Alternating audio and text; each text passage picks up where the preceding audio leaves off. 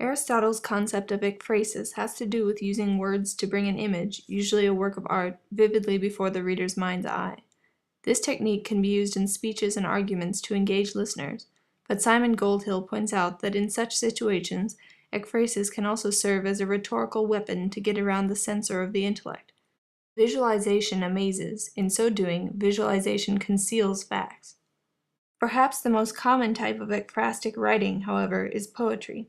Ekphrastic poems attempt to creatively represent a work of art. John Keats's poem Ode on a Grecian Urn is one classic example of this. In it, the narrator imagines what it would be like to actually be one of the figures on the urn. While the concept of adapting a work of literature to film may at first seem like merely a variation of ekphrasis, it turns out that ekphrasis should not be confused with adaptation, the act of creating a work of art based on another work in its entirety. As in Keats's poem, ekphrasis tends to take its inspiration from the source material, but then produce a wholly new result. Adaptation, on the other hand, must in some sense retain the identifying features of the original work. Concluding with two examples from film adaptations of Pride and Prejudice will help show the different ways adaptations try to represent a source book. According to an article by Camilla Elliott, this first clip shows fidelity to the novel, in which filmmakers take the original novel as a signified and try to represent it by filmic signifiers.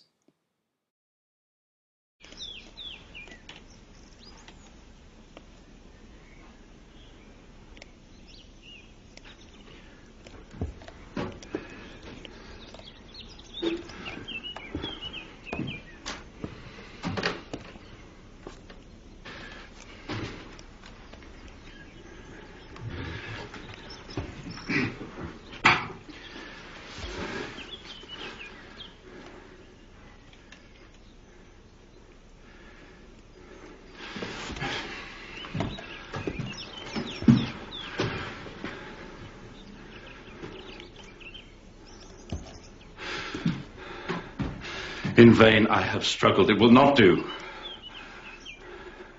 My feelings will not be repressed.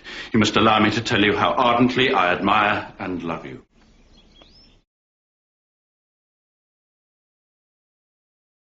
Another type of adaptation claims that fidelity to the spirit of the text is more important. Eliot says that this view is almost always accompanied by an insistence on the necessity of infidelity to the book's letter or form. This clip is an example of the same scene adapted in this second style. Miss Elizabeth, I have struggled in vain and I can bear it no longer. These past months have been a torment. I came to Rosings with the single object of seeing you. I had to see you. I have fought against my better judgment, my family's expectation, the inferiority of your birth, my rank and circumstance, all these things, and I'm willing to put them aside and ask you to end my agony. I don't understand. I love you.